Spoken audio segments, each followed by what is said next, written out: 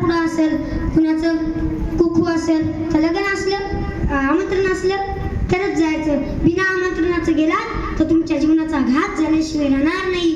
अहो, दक्ष प्रजापतीने म्हणजेच सती आऊसाहेबांच्या वडिलांना एवढा मोठा यज्ञ ठेवला, एवढा मोठा यज्ञ ठेवला की त्या यज्ञामध्ये फार मला लोक येत होते, फार लांबून लांबून लोक येत होते.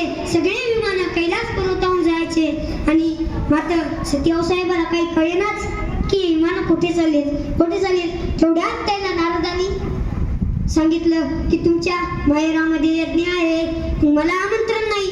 ताने ताने सती आऊसाहेब गेल्या आणि तिथं गेल्याच्या नंतर त्याला त्याचं स्वतःचं शरीर संपवावं लागलं. म्हणून तुम्ही जर कुठं बिना आमंत्रणाचं गेलात तर तुमचा घात झाल्याशिवाय राहणार नाही. दुसरं ठिकाण म्हणजे कोणी फुकटची जरी पाजत असेल तरी जायचं नाही, कोणी फुकट जरी तमाशाला नेत असेल तरी जायचं काय नाही का? हो नाही.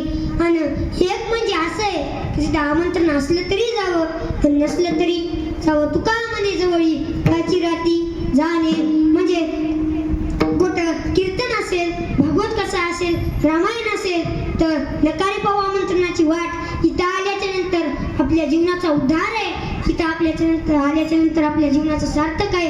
अहो, जगाच्या पाठीवर असं एकच व्यासपीठ आहे की म्हणजे नारदाची गादी. इथे येणारा प्रत्येक कीर्तनकार कधीच लोकांची दिशाभूल करणार नाही हे समाजाला माहित आहे. म्हणून समाज एवढा आदराने कीर्तन ऐकतो. विठ्ठल